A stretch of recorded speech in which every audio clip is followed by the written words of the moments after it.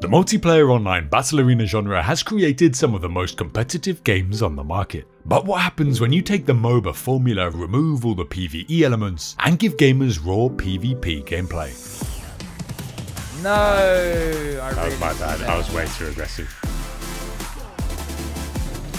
Brett.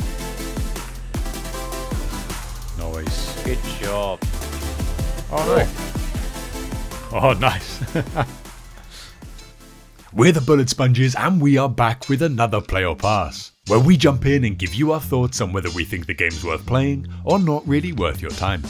And if you feel like joining myself and Nex for more co-op reviews and let's plays, feel free to subscribe and join us each week as we review and play through all sorts of different titles.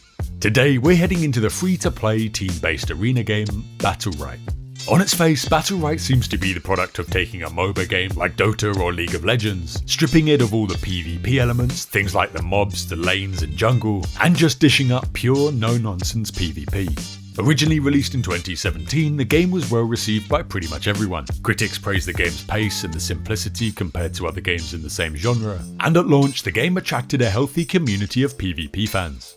And since 2017, the game has had a number of updates, which included a number of heroes, cosmetics and mounts. However, unfortunately in 2019, the devs released what would be the final update to the game, effectively locking it in its current state indefinitely.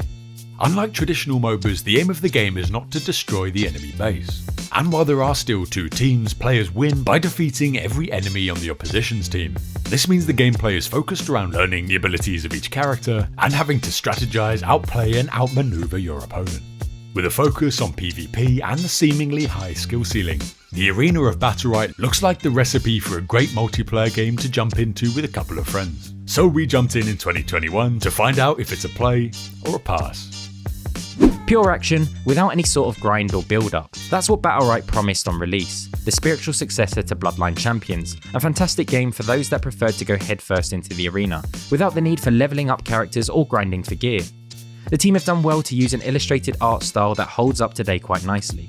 The interface suitably clean and colours vivid enough to really easily spot abilities used in the game. So what we have here is an isometric arena game with 1v1, 2v2 and 3v3 modes that all work in a similar way with an eye for competitive play.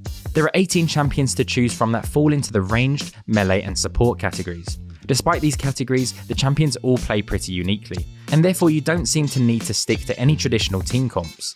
There are many combos that are viable, and therefore you're not locked into as strict a meta as you may think.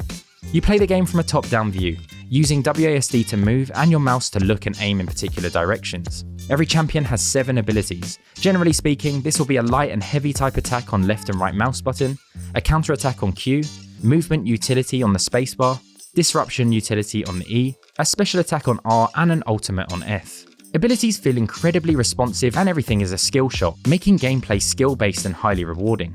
There is a particular flow in the gameplay loop that you need to get a feel for to start improving, and that is not spending your cooldowns unnecessarily and waiting for your enemies to use their defensives before piling the pressure on them. You can also cancel your abilities before they're casted in order to bait the enemy's parry, leaving them vulnerable to your attacks. These are actually descriptions you can use in most PvP games, but it is of particular importance for Battlerite.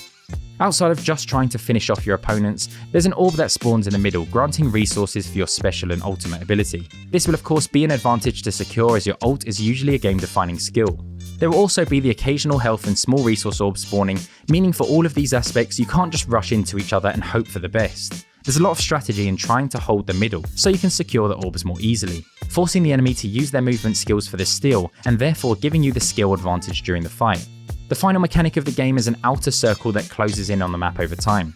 And although I never thought about this until now, it's exactly like a battle royale, but in this case helps define the timing of each round. Through custom loadouts you can focus on particular strengths of a champion, choosing cards that buff certain skills, enhancing its characteristics, and effectively changing the way you'd like to play them in arena. For example, you can buff Raigon's knock-up ability, allowing him to dash to the enemy afterwards.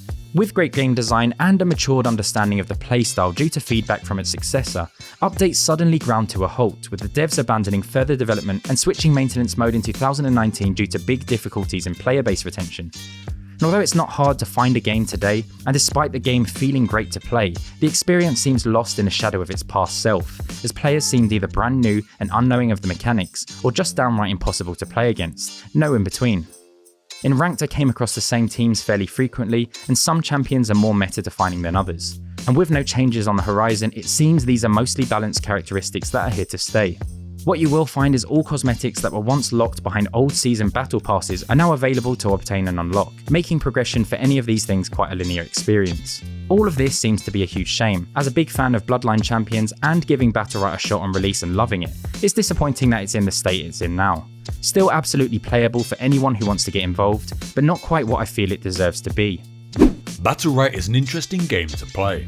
Many of the fans of MOBAs love the PvP aspect of facing off against other people and working to outplay, outstrategize and outmaneuver their opponent to get the win. The game's taken the excitement of the PvP aspect of MOBAs and distilled it into a more concentrated form, cutting away at all of the unnecessary components. And while there is still a huge market for games like League of Legends and DOTA, there is still a small subset of the community that just loves pure PvP action. And at its best, Battlerite is a game that provides players with this kind of gameplay. However, we couldn't help but feel there was just something missing. Whether it was the simplicity of the gameplay loop, smaller heroes in comparison to its competitors, or the simple sad fact that the game is no longer receiving balance updates. Existing players are veterans and the player base itself is dwindling. Graphically, the game holds up in 2021, and the art style, graphical effects and the audio are all pretty good for a game released in 2017. Mechanically, the game feels great, it's responsive and the skills feel impactful. There are enough characters to cover a range of different playstyles, and each of the maps available makes you think in slightly different ways. However, while each of the individual parts are good, the overall experience leaves something to be desired. And it's not even that Battlerite is a bad game, because it's not. It's just kind of average. And the fact that the player base is small and the game is no longer receiving updates means that we can only really recommend it to people who love MOBAs but are really looking for some more PvP. Overall, we gave Battlerite a 2.5 out of 5. Let us know in the comments what you think of the game, or whether or not you agree with our review. We're the Bullet Sponges, and we'll see you in the next one.